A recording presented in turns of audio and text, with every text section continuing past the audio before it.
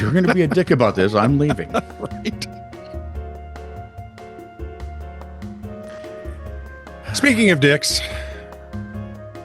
Richards? I think I would go by Richard. Welcome to This Is True Really News, Richard, where Rick, hey you, any number of things. a sweep A. Nope, now we're back in that same area. Yeah, well, whatever. Anyway, please like, subscribe, and follow This Is True Really News because we could use the extra viewers, listeners, and whatnot. Comment to us wherever you find us. If you need to send us something longer, like a cease and desist, or maybe a story you think we should watch, so read, whichever, send it to TITR@netradio.network. If it's to read, make sure it has small words. Yep. This is True, Really News with Scott Combs and Tony Varcanis. All the news you're about to hear is true, Really? as far as you know. We're not that bright. In 14. I have two animal stories. Okay. Are They're you doing them both back from at Florida. tobacco? I am. They're both Okay. from Florida. Okay. Kelly Jacobson was heartbroken when officers led away her pet pig pork chop. Okay, we got to work on that name. Really, because he's the first one to go in case of famine. I mean, and if you look at it, that's not going to give your pig much self-esteem, really. Exactly. And bacon would have been cuter.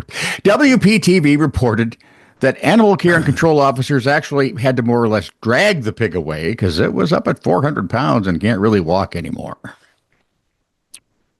That's a big pig. They plan to gain custody of said Mr. Chop and get him the dietary care he so badly needs. Does he? Okay. I mean, does he really, you think? I think he's pretty good at eating. I think the name pretty much tells us. He's a Pork chop. pig Well, yeah. named Pork Chop. I think there might be a correlation. According to Kelly, he's been cited twice before for neglecting his needs. Is overfeeding neglect? Apparently. That you do whatever I have to do to make him better. I need him. Listen, I've needed pork chops too, but never that bad. I like them stuffed. Thank you. And okay, that was West Palm Beach. They're much more normal in Clearwater, right? No. 45-year-old Rudy Wilcox observed. Oh, this should be your story. He was defecating on a deceased opossum. A man? 45-year-old Rudy Wilcox was pooping on an opossum. Possible. And this came from the smoking gun, so I'm pretty sure observed defecating on a deceased opossum came right from the police report. Officers said the Clearwater Police Department, he was in full view of the motoring public during busy traffic times. Thank you. Well, he was having a bit of a busy time himself. Wilcox denied the accusations. Even though It was a raccoon. Even though officers found physical evidence to support their charges. And could tie the DNA to You may have guessed it, Wilcox spent some time in jail. One might. What I'm wondering is, it's an opossum. Yep. Was he worried it was playing possum? I And so wanted to this make was- sure But what if he wasn't? and bit him. Or, yes. There are dangly bits easily within reach of a possum playing opossum. Oh, absolutely. You could go after the wedding tackle. Let me just say ouch for all of us. Because most of the men are going, Parenting is a tough job. 2 times. uh-oh. A 6 or 7-year-old boy comes into the children's bookstore, his mother trailing behind him. Mother, go on then, ask. She won't know what you're talking about, and then you can stop wasting my time. Boy, hello? Me. Hello. I want a book. Well, you're in the right place. It's Good about choice, lad. It's about a boy who lives with a caveman. He's got a funny name beginning with S. There, says Mom. Now you know there's no such book. Me. Would that be Stig of the Dump? Boy, jumping up and down. Yes, yes, yes. I told you, Mom. Mother, don't contradict me in front of my son.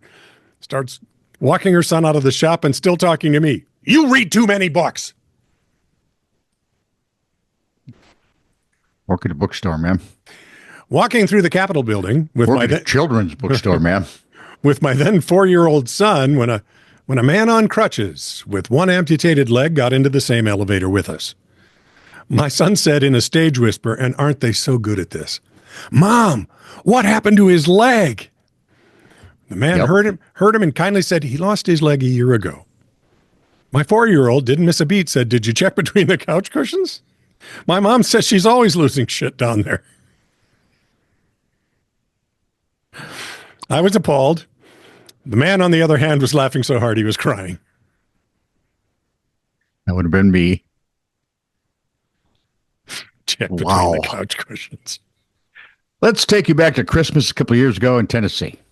It was in Tazewell, Tennessee. Well, it was actually, it was almost Christmas time everywhere. Okay. But we're in Tazewell, Tennessee. 'Twas in Tazewell. Or Tazewell? Let's go with Tazewell because Tazewell just sounds like an invitation. Exactly, and I'm not into that. No. My wife tried it once and said, don't do it. Well, no. When they first got them at the officer in Robbinsdale, the officer said, it's a taser. It'll take it on. No, it won't. And will. Show me. He did. 40-year-old Henry Mead was busy spreading his Christmas spirit. According to Fox 59 TV, 59. Wow, that's way up the UHF dial. Mead was operating Santa's train. Okay. It's a riding lawnmower that pulled a cart with kids and families at the Christmas tractor parade in town. All right.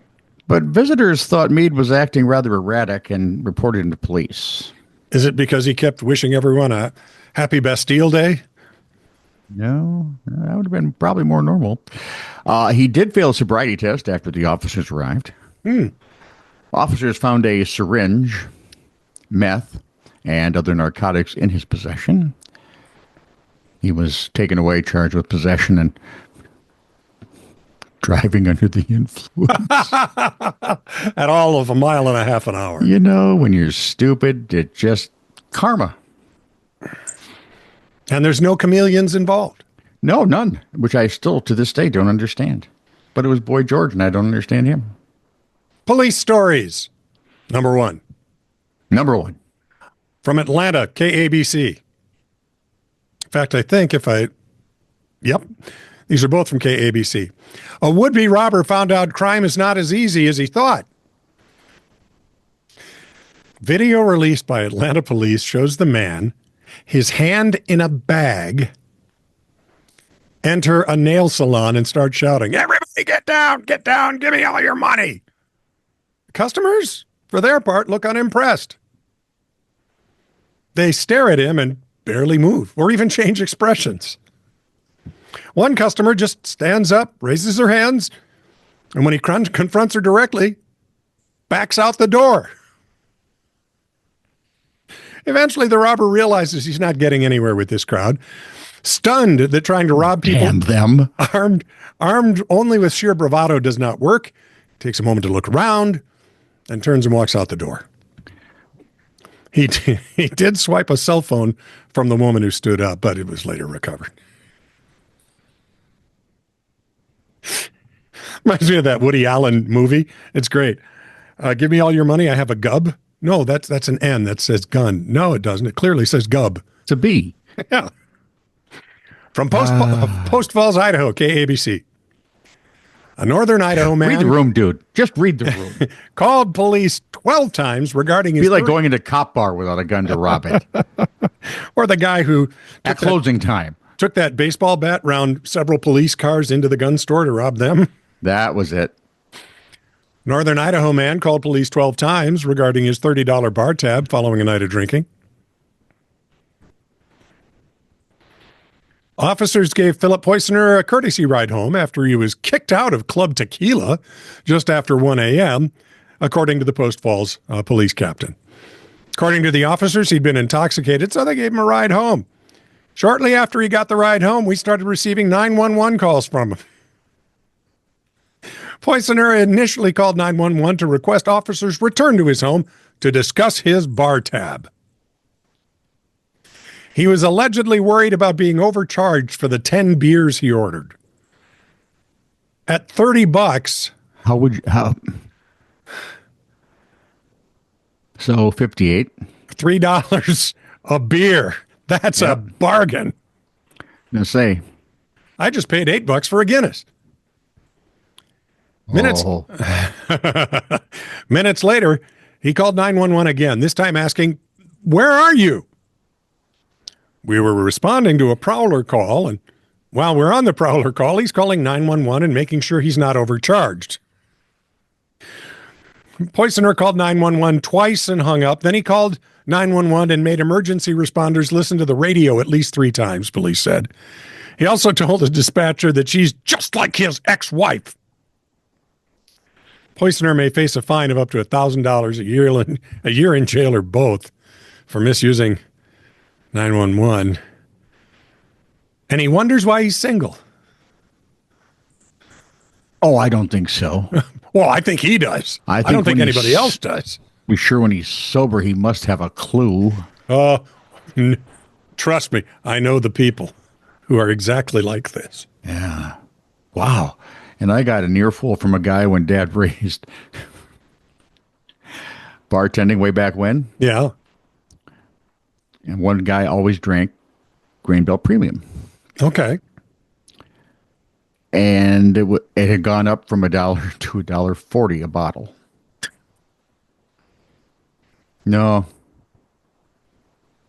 It wasn't even that steep a price, but it was over $1 now, so that bothered Okay. me. No that way. drove him nuts. I got to hear all of the reasons that was wrong. This is true, really news. Send email to TITR@netradio.network.